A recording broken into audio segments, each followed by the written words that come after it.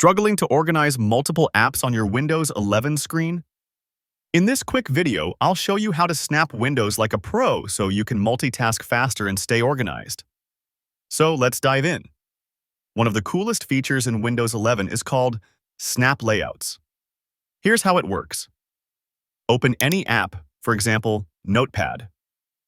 Now move your mouse over the Maximize button in the top right corner. Notice the different layout options that appear? Choose one, such as the option to split the screen in half.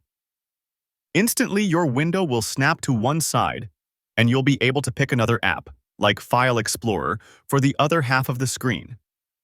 And just like that, both apps are arranged neatly side by side for easier multitasking. Here is a pro tip. Press Windows key plus Z for even faster snapping. Perfect for multitasking without the mess. And that's it. Now you know how to snap windows in Windows 11 and work smarter.